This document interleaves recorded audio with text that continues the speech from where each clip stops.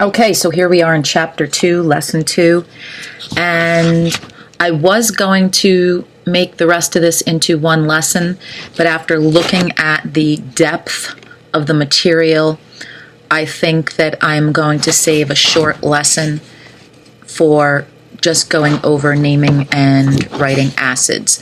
So in this lesson, we're going to talk about the internal makeup of the modern atom. We're going to talk about isotopes and average atomic mass. We're going to talk a little bit about the periodic table, some vocab words, and then we're going to get into chemical nomenclature, specifically of ionic compounds.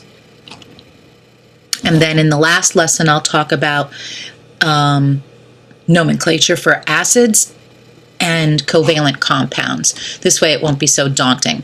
I will tell you, though, that fluency in nomenclature can only be attained through practice. So unless you put in the practice, you are going to have a difficult time naming and writing compounds. So let's get started. On talking about the internal makeup of the atom, we have to use terms to discuss the size and mass of an atom. Now, the heaviest atom is 4 times 10 to the negative 22 grams. Well, because that's so small, it would become very daunting to look at the mass of atoms expressed in numbers. So what they did was they came up with the atomic mass unit, or AMU. And what we know about the AMU is that 1 AMU is equal to 1.66054 times 10 to the negative 24th grams, which is close to the size of an atom.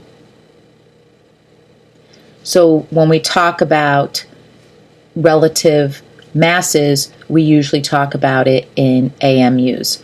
So for example, and you don't have to write this down, a proton actually is equal to 1.0073 AMUs. A neutron, slightly larger, 1.0087 AMUs. So that's why we say that these approximately have a mass of 1 AMU, especially when we're talking about it in Regents chemistry. Whereas an electron is 5.486 times 10 to the negative 4th AMUs. Well, you can see how small this number is. That's why when we talk about an electron, we say that it is really 0 AMUs in mass. So that's to give you a little background on why we talk about things in atomic mass units as opposed to their actual weight in grams. So that's the mass. Now let's talk about the size. Okay, we are going to use the unit angstroms, which is an A with like a little 0 on the top.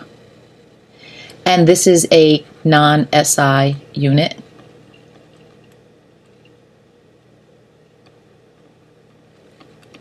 Now, most atoms are 1 times 10 to the negative 10 meters to 5 times 10 to the negative 10 meters in size.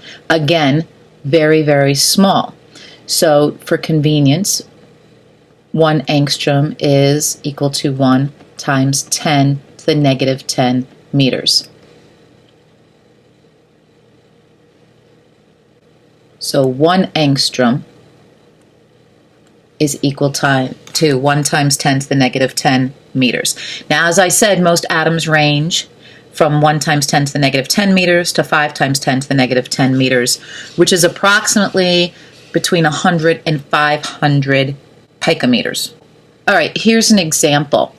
how many gold atoms are there in a post of a gold earring that measures 5.6 millimeters long? So, ladies out there, most of you have pierced ears. You know what the post of a gold earring looks like.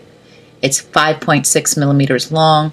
We want to know how many gold atoms are in that if a gold atom has a diameter of 1.35 angstroms. So, back to our lovely friend of dimensional analysis, we're starting with 5.66 millimeters.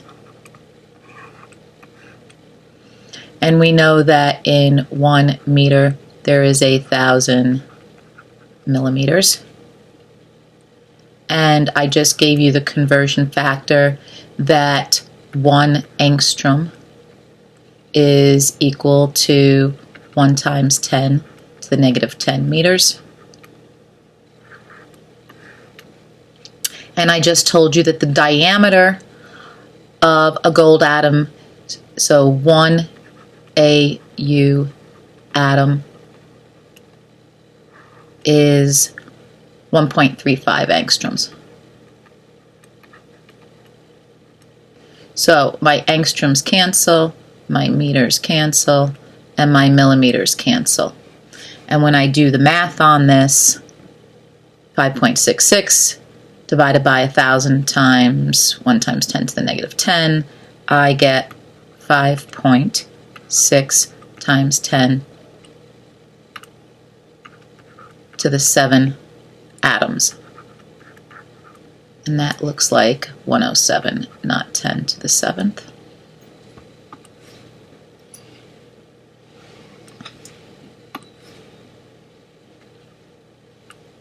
Okay. And hopefully I did my math right. If I didn't, I know that you'll let me know. I put this link on the bottom to one more level. It's pretty cool. If you have time, click on it. It actually gives you the scale of everything in the universe. And it just takes you deeper and deeper and deeper. And just got to check it out. All right, let's talk about the composition of the atom and other related terms that you need to know. So we have the atomic number. And the atomic number is denoted by the letter Z. Not that you need to know this, but some of you might be interested. Why the letter Z? Well, it comes from the German word Atomzahl, Atomzahl, where Zahl means number, Zahl. So that's where they get the Z from. Just thought you'd like to know.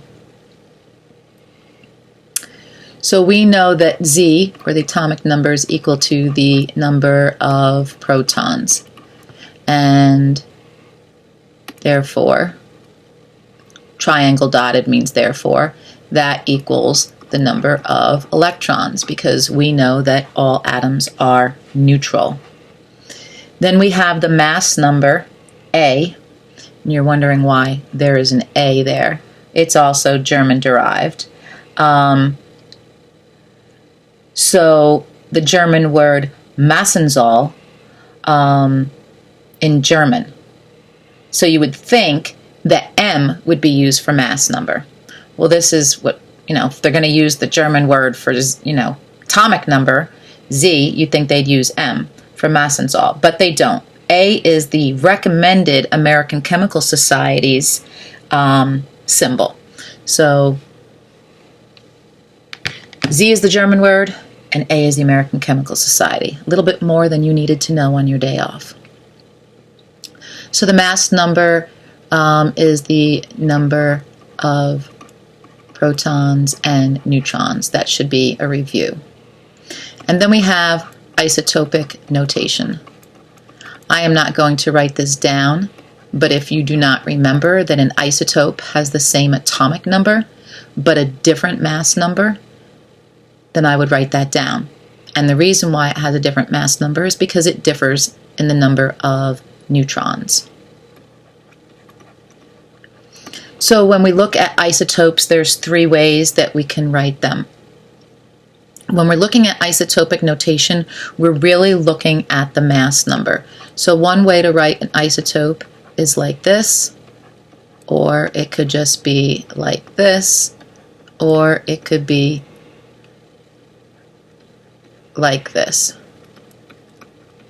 In either case, you can see that the mass number 14 is listed in all of these. The atomic number is going to be the same because, as we said in our definition of an isotope, they have the same atomic number but a different mass number. And then we have atomic weight.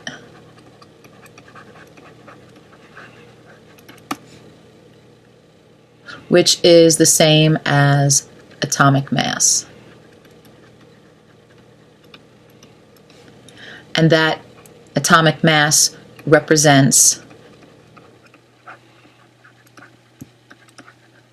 the average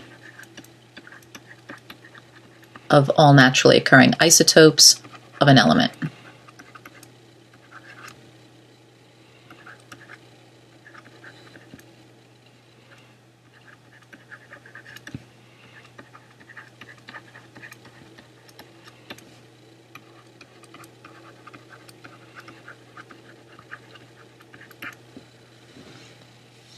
Which brings us to our next slide. How do we calculate the average atomic mass? Remember that this is calculated as mass times percent plus mass times percent dot dot dot divided by 100. Now, some students choose to not divide by 100 and take their percent and put it in decimal form. Okay? So you all know how to do mass times percent plus mass times percent divided by 100. I will demonstrate the other form. So we're verifying that the atomic mass of magnesium is equal to 24.31. So I have a mass of 23.9850 times, I'm going to take this out of percent, move the decimal point 2 places to the left. So I've got that plus the next one, 24.98537 times 0.1. And the last isotope, 25.982593 times 0.1101. So in this case, I can just do the math. And when I do the math on this, I got 24.305, which is approximately 24.31, which confirms what we got in the given problem. Okay, and in a separate example, in example 2 here, the atomic mass of lithium is 6.94. The naturally occurring isotopes are lithium, 6, with a mass of 6.01521, and lithium, 7, mass of 7.016003. Determine the percent abundance of each isotope. This problem is a little bit more difficult. We did not do this type last year because it requires some algebra. So remember, we know that when we calculate average atomic mass, right, up here, I've got the mass times the percent plus the mass times the percent, which is equal to the average atomic mass. Well, now I know the average atomic mass, and I know the masses, but I don't know the percents. So I have to use an algebraic equation. What I'm going to do is let x equal one of the percents, and I'm going to let 1 minus x equal the other percent. So in setting up this problem, I've got the mass of the first one, 6.015121, right? times x, which is my percent, I don't know it, plus the mass of the second one, 7.016003 times 1 minus x, because that's my second variable, and that's all equal to, I should have written a little smaller, equal to 6.94. All right, so when I do my algebra, I'm going to have 6.015121x plus 7.016003 minus 7.016003x equal to 6.94. Hopefully you're with me.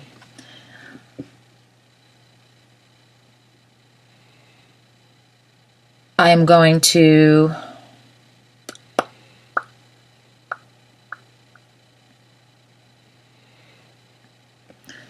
subtract 7.016003 from both sides.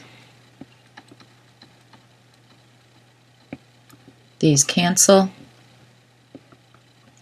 And at the same time, I'm going to subtract 6.015121x minus 7.016003x.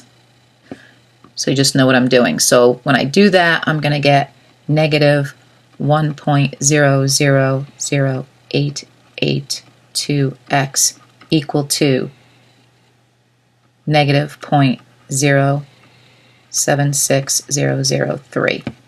So this value right here is the result of this subtraction, and the x value is the difference between the two x values. So divide both.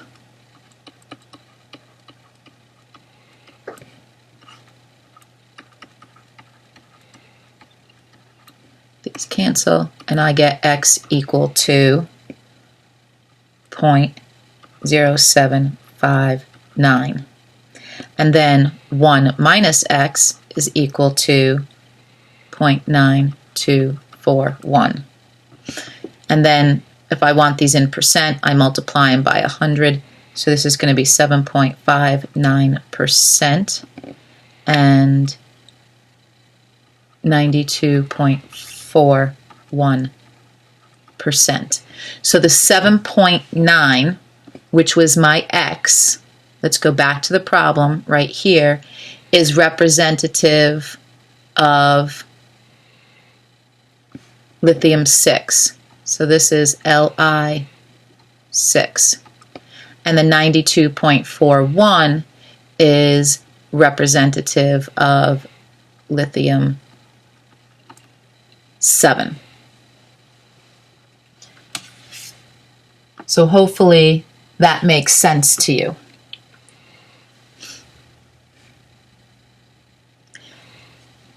And it should, because if you look at the mass of lithium on the periodic table, it's like 6.9 something something something, which is closer to 7 than it is actually to 6, which means that we should have a greater abundance of lithium 7 because that's what the average represented on the periodic table is closest to.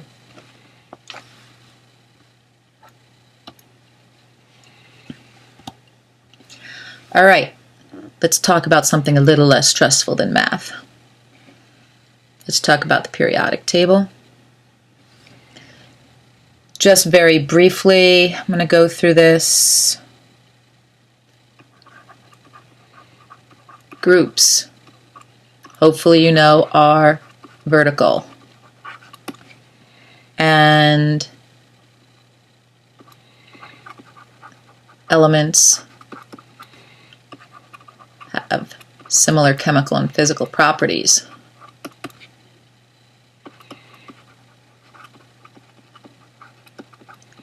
And why is that? You all should be saying because they have the same number of valence electrons.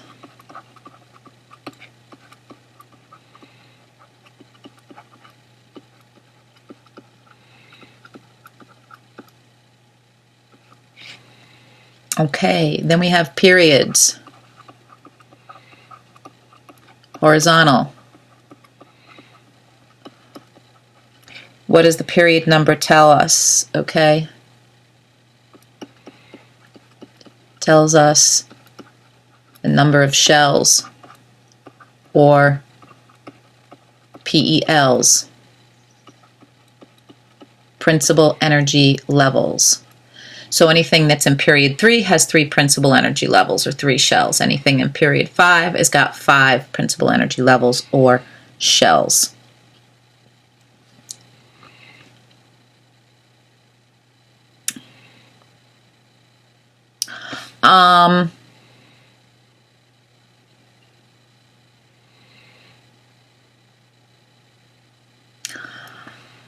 I don't know that I really want to get into naming schemes. The only thing that I'm going to say right now, because we're going to go into it in more detail, is that when you have an ionic compound, right? So when you have metal and non-metal, it's the metal and then the non-metal with an IDE ending. Okay, IDE ending. And then for covalent, which is non-metals, we need to use prefixes.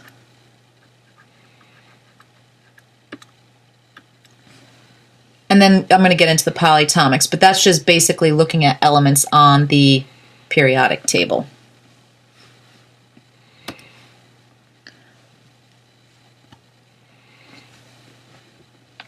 So here we have a picture of the periodic table. Just to review, you need to know that group 1 is your alkali, group 2 is your alkaline earth. Here, as I said, your period number tells you your shell. You have nonmetals, halogens, and inert elements, which basically means that they don't react, but that's not true because krypton does, and what's the other one?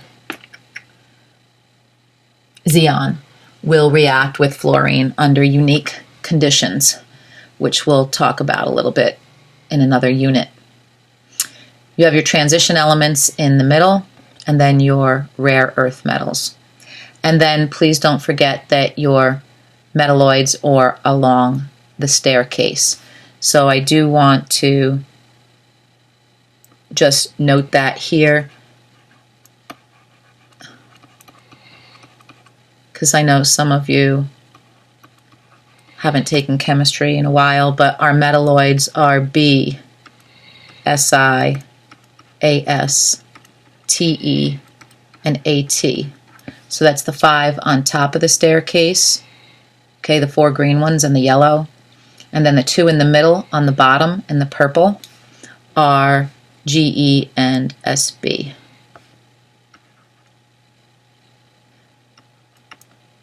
So we've got boron, silicon, astatine, tellurium,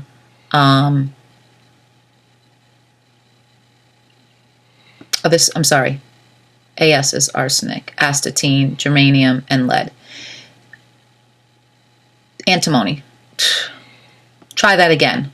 Boron, silicon, arsenic, tellurium, astatine, germanium, and antimony.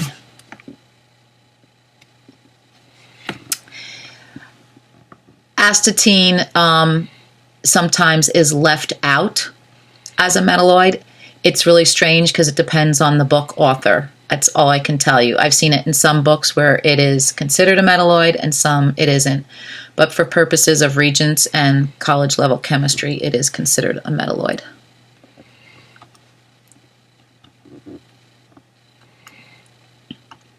Let's review some properties of metals. So we know that they have luster. We know that they're ductile. They can be drawn into a wire. We know that they are malleable. We know that they have high melting points.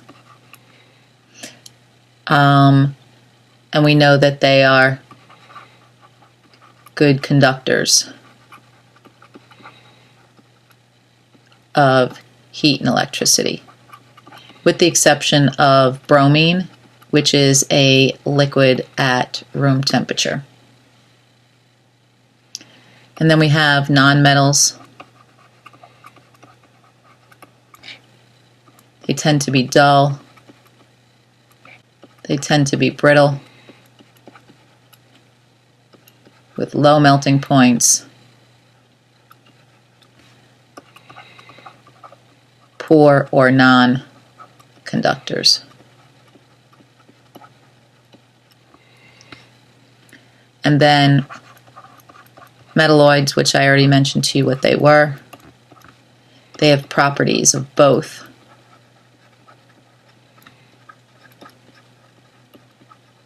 metals and nonmetals, depending on what that is that they're bonding with.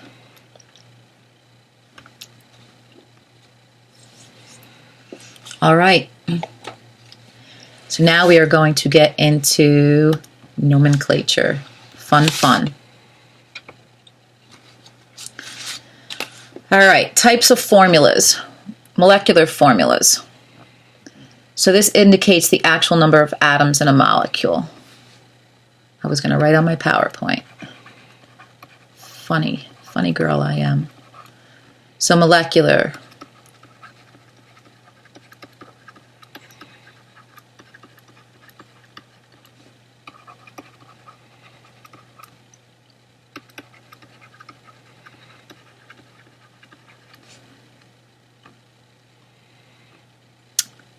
So CCl4 is an example. Molecular formula tells us how many carbons and how many chlorines. Empirical.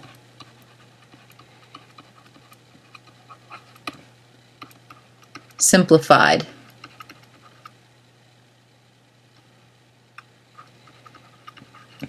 Or reduced. So let's say I had, there's another example up here, P5O10. So P5O10 is empirical, so molecular would be empirical would be PO2. 5 goes into 5 once, and 5 goes into 10 twice. And then we have something called structural.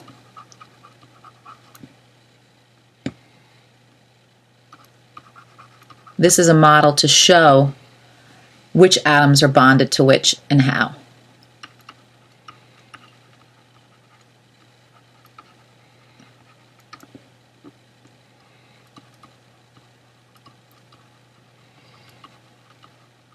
And when I say and how, I mean whether it be a single, double, or triple bond. That's the how part.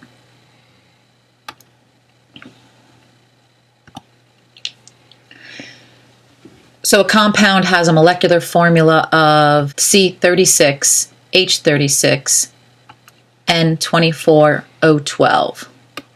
C36, H36, N24O12. So this is the molecular. What is the empirical? Hopefully you're writing C3, H3, N2O, because the least common multiple was 12. And that's what you have to look for when you're going from molecular to empirical. Now, in some cases, they are the same. For example, CCl4, which I gave you before, that's a molecular formula, but it's also the empirical formula because it can't be reduced.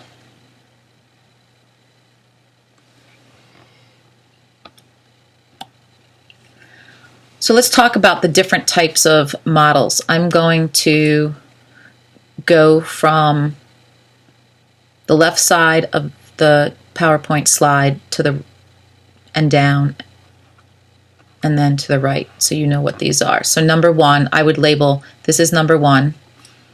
So the CH4 This is just considered a structural model.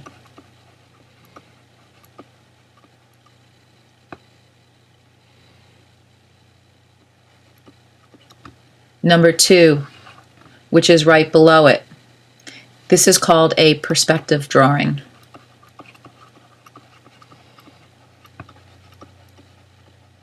And it shows some new things that you're not used to seeing.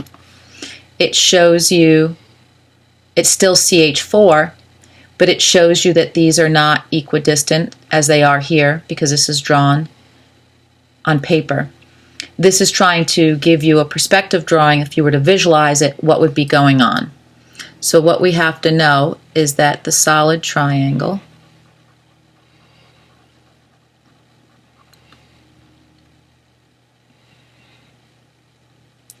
is, this is considered a wedge, is a bond out of the page.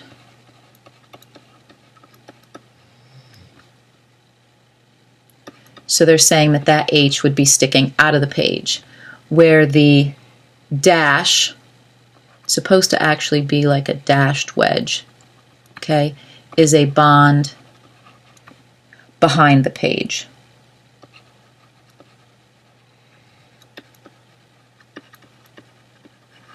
So it's the best way that we can show a three-dimensional object written on paper. Number 3 is in your top right. This is called a ball and stick model. You used this last year or the year before with the model kits. And the last one is called a space filling model.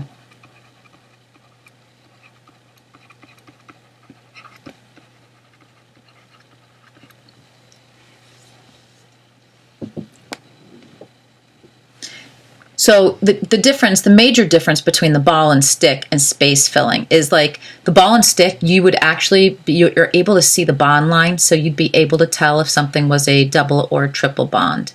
Because with a ball and stick model, you'd be using springs for double and triple bonds. In the space filling model, it only shows you like what the overall molecule looks like. It doesn't actually show you what types of bonds are there. That's the best way that I can explain it.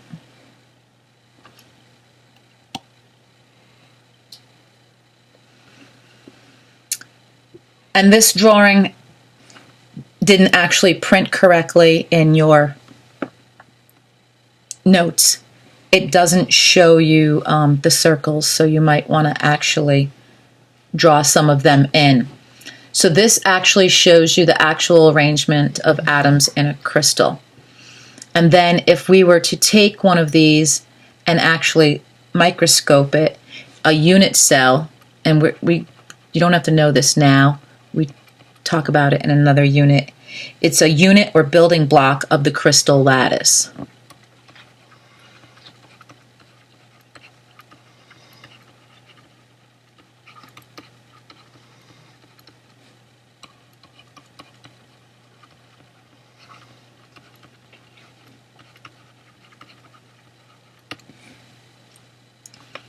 And this is the crystal lattice. So one cube is a unit cell, and then that repeats itself. And then this actually shows you like the structure, the arrangement of the atoms. All right. Let's review a little bit about cations, anions, and polyatomics so we can get into naming. So remember cations. Are you positive you lost the cat? Is a positive ion, which means that it lost electrons.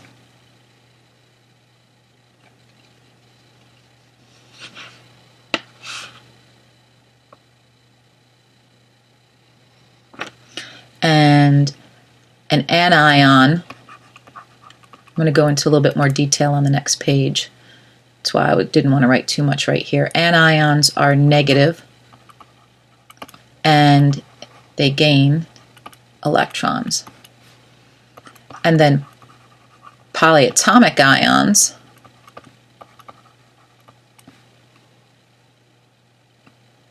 are atoms joined as a molecule.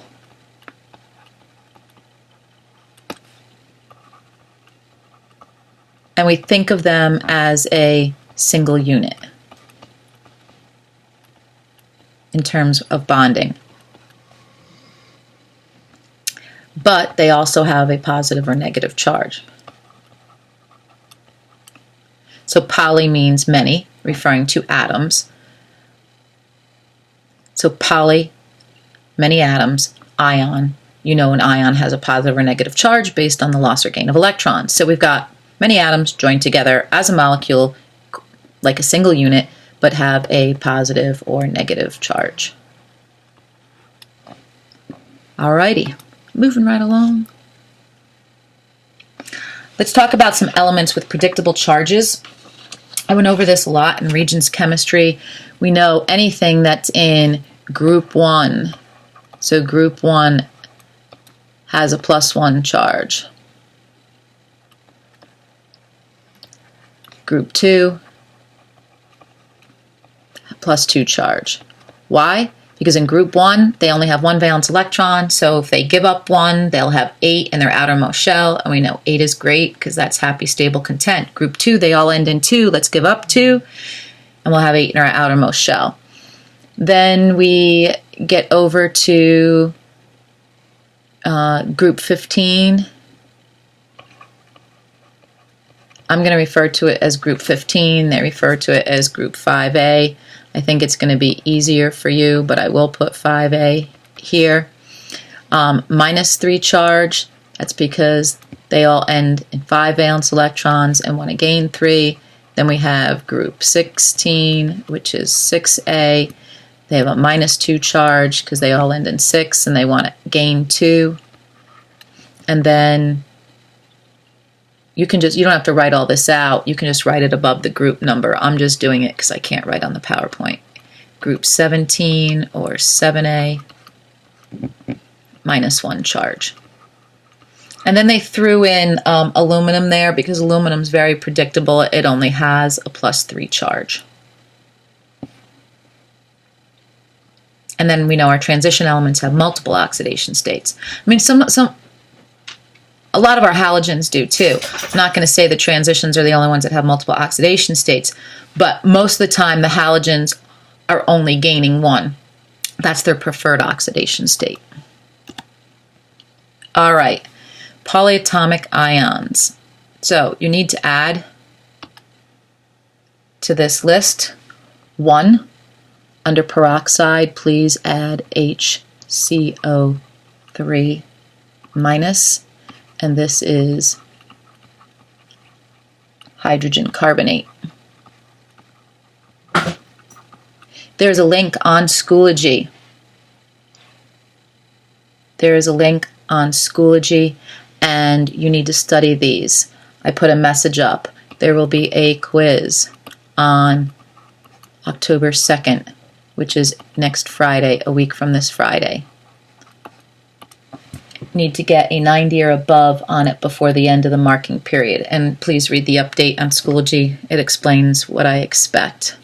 Alrighty, so these are the most common polyatomic ions, and it's important that you know these because as we get into other units, we can't slow down because you're having nomenclature problems. You need to be able to write and name formulas pretty fluently. And that only comes, as I said, with practice. All right. So let's do some practice. So we have sodium and phosphate. So we know that sodium is Na and it has a +1 charge. I get this off my reference table. You should have your reference tables hopefully tomorrow. I was told that they did lots of copying. And phosphate is a polyatomic, which is one of those ones that you have to memorize, and it's PO4 -3. So you know that when we write a compound, we drop and cross, but not the signs. So the 3 comes down here, and the PO4 has to go in parentheses because it's like saying that we have one PO4 unit. Sorry, I don't need to put it in parentheses. If it wasn't a 1, then we would want to put it in parentheses. So this would simply just be Na3 PO4. We don't have to write the 1 or put the PO4 in parentheses because there's only 1. But if the subscript was a 2, then yes, we would need the parentheses. Next one is magnesium and sulfate. Mg is +2, sulfate is -2.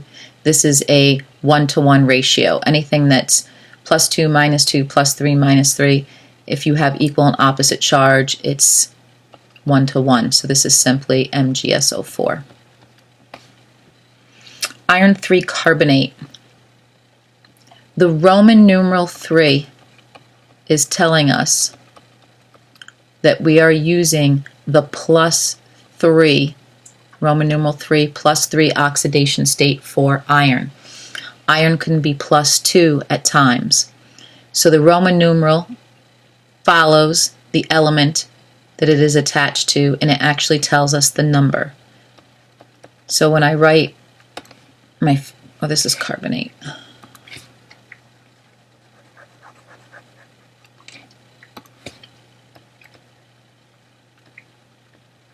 So when I go to write my formula, I have Fe +3.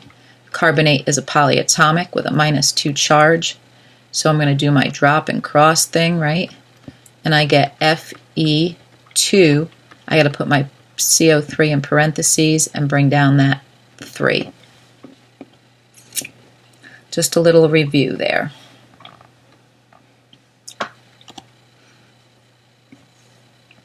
All right.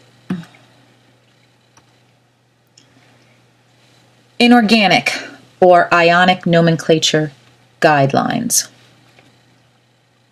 So we're reviewing some naming rules. So cation, as we said, is a positive ion. It's formed when metals lose electrons. And the ion name is the same as the metal. So, for example, if I see this, that is a magnesium atom. If I see this, this is a magnesium ion. So this is a magnesium atom, and that is a magnesium ion.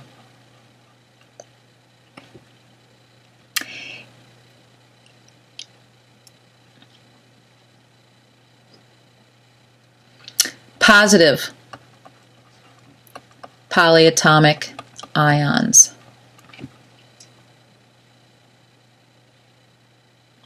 They're usually formed from non-metal atoms.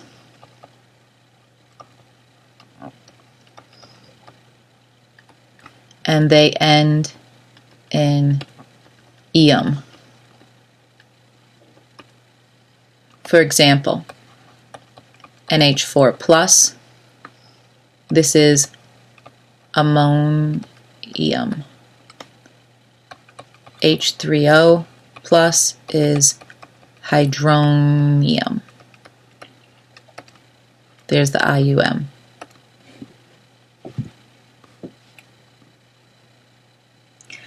All right, this one definitely needs a little bit more room, the Roman numeral versus common names. You need to understand the Roman numerals. You need to be able to write formulas with Roman numerals and interpret names with Roman numerals. However, I just need you to have a basic understanding of ich and us. And it's not ich and us as it pertains to acids. So let me just clarify. First of all, Roman numerals are usually transition elements.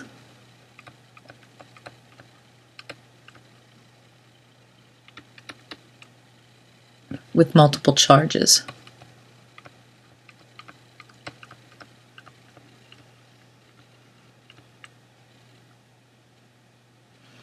And we use the Roman numeral to denote which charge we're using. So let me give you an example. If I have Cu2O and CuO, you know oxygen is -2, therefore since these combined at a 1-to-1 ratio, this had to be +2. So this is copper Roman numeral 2. Here the oxygen was -2, but there's an unspoken 1 here. So this was +1. +1 times 2 is +2, and a -2 on the oxygen is 0. So this was actually copper Roman numeral 1. And the ending on both of these would be oxide. And that's because copper can be +1 or +2, so we have to denote it with the Roman numeral so we know which one we're talking about. Now, what they're talking about, the ik and the us, okay, that's the old system. And the us referred to +1. And the ik referred to +2. So this is called copper 2 oxide, but it also could be called cupric oxide. This is copper 1, but it also could be referred to as cuprous, C-U-P, I'm running out of room, R-O-U-S, oxide. So cuprous oxide. I am not going to quiz you or expect you to know the ik and the us. I just want you to know that it exists. So if you pick up a chemical in the lab and it says cupric sulfate, okay, you know that that copper had a +2 charge and the formula is CuSO4. Okay?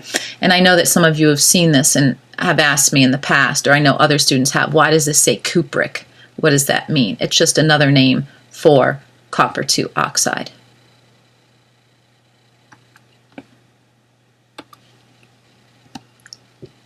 All right, let's talk about anions. We're almost done. Negative ions, right? Gained electrons. So this is nonmetals. Nonmetals gained electrons. We have to change, triangle means change the ending to IDE.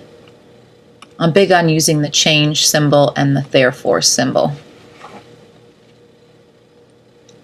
So for example, O2, right, is oxygen. We know it's diatomic. If I have O2 minus, this is an oxide ion. So before, remember with the metal, we just called it a magnesium ion, a sodium ion. We didn't change the name of the metal. In a non-metal, we have to change it to IDE. So Cl minus is a chloride ion. Chloride ion. N3 minus is a nitride ion.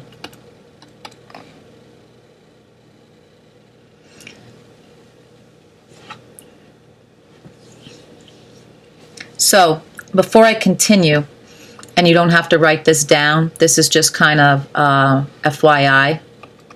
Some of you might be thinking, why am I writing O2 minus versus O minus 2?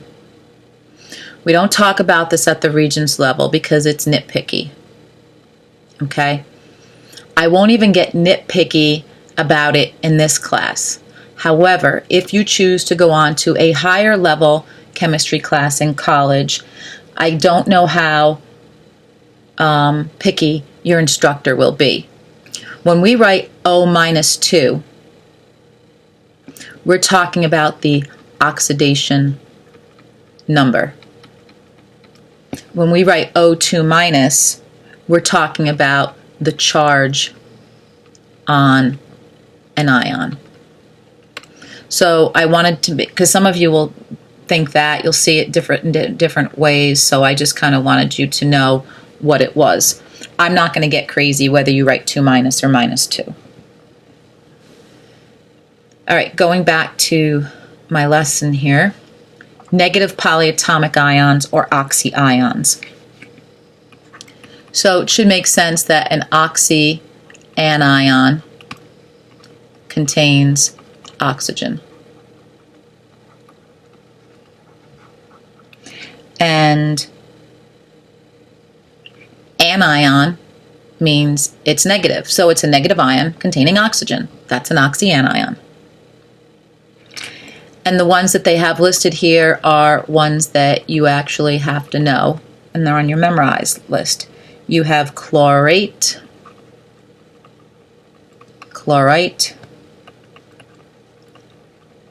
hypochlorite, and perchlorate. And these names differ depending on the number of oxygens that they have. So chlorate has 3 O's, chlorite has 2 O's, hypo has 4 O's, and I knew that I did that wrong. Hypo is 1 O. 1 O. And perchlorate is 4 O's. That being said, our polyatomic ions are ClO3 minus, 2 O's, ClO2 minus, simply ClO minus, and ClO4 minus.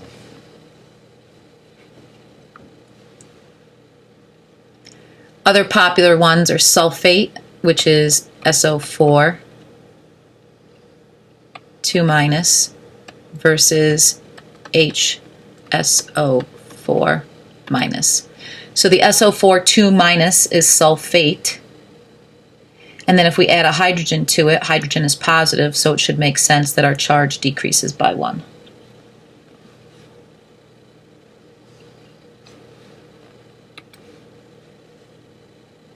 All right, let's do a little practice to finish it up.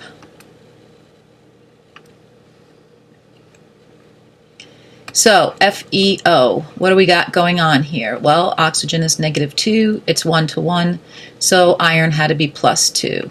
So this is iron, Roman numeral 2, oxide. Then we have Fe2O3. Remember, just as we drop and cross, right?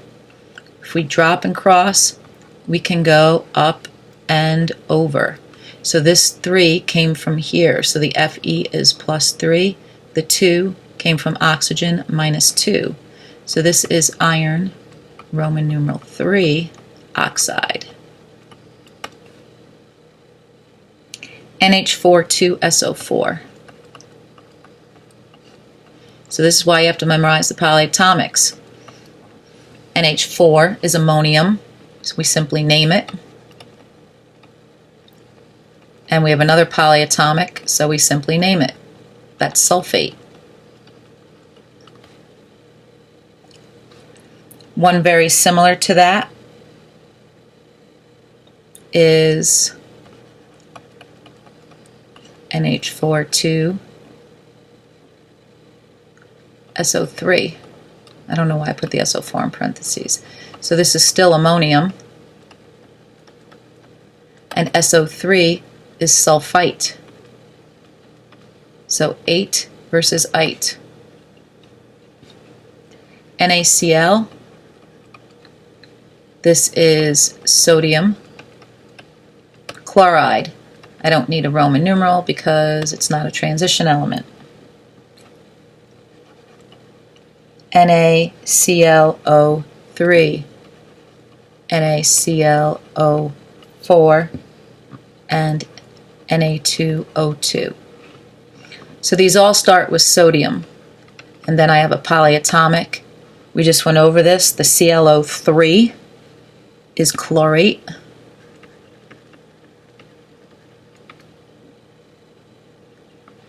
ClO4 is perchlorate.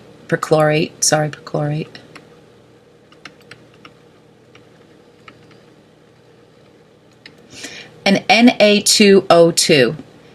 This is a peroxide. So this is sodium peroxide because the O2 minus 2 is polyatomic. And peroxides in general have the form X2Y2. So there's only two peroxides we'll discuss. Hydrogen peroxide, which is H2O2,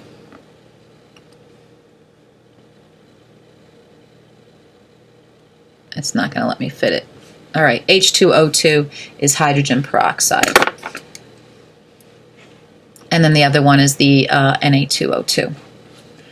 All right, that is it. We're going to save the rest of the nomenclature for the last lesson.